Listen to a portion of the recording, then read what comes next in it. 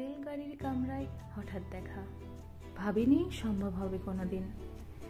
আগে ওকে বারবার দেখেছি লাল রঙের শাড়িতে ডালিম ফুলের মতো রাঙা, আজ পরেছে কালো রেশমের কাপড়, আঁচল তুলেছে মাথায়, দুলন চাপার মতো চিকন গৌর মুখখানি ঘিরে। মনে হলো কালো রঙে একটা গভীর দূরত্ব ঘনিয়ে নিয়েছে নিজের চারদিকে, যে দূরত্ব সর্ষে ক্ষেতের শেষ সীমানায়, শালবনের নীলাঞ্জনে।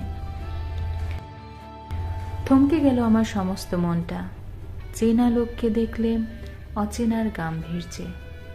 হঠাৎ খবরের কাগজ ফেলে দিয়ে আমাকে করলে নমস্কার, সমাজবিধির পথ গেল খুলে, আলাপ করলেন শুরু, কেমন আছো, কেমন চলছে সংসার ইত্যাদি। সে রইল জানালার বাইরের দিকে চেয়ে, যেন কাছের দিনের ছোঁয়াচ পার হওয়া চাহনিতে। দিলে অত্যন্ত ছোট দুটো একটা জবাব, কোনোটা বা দিলেই না। বুঝিয়ে দিলে হাতের অস্থিরতায় কেন এসব কথা, এর চেয়ে অনেক ভালো চুপ করে থাকা। আমি ছিলাম অন্য বেঞ্চিতে ওর সাথীদের সঙ্গে। এক সময়ে আঙুল নেড়ে জানালে কাছে আসতে, মনে হলো কম সাহস নয়। বসলুম মোরা এক বেঞ্চিতে। গাড়ির আওয়াজের আড়ালে বললে মৃদুস্বরে, কিছু মনে করো না, সময় কোথা সময় নষ্ট করবার। আমাকে নামতে হবে পরের স্টেশনেই, দূরে যাবে তুমি, দেখা হবে না আর কোনোদিনই। তাই যে প্রশ্নটার জবাব এতকাল থেমে আছে শুনবো তোমার মুখে, সত্য করে বলবে তো?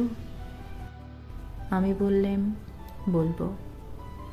বাইরের আকাশের দিকে তাকিয়েই শুধলো, আমাদের গেছে যে দিন, একেবারেই কি গেছে, কিছুই কি নেই বাকি।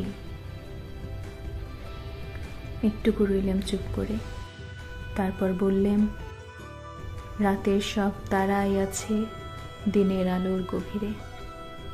খটকা লাগলো, কি জানি বানিয়ে বললেম নাকি। ও বললে, থাক, এখন যাও ওদিকে।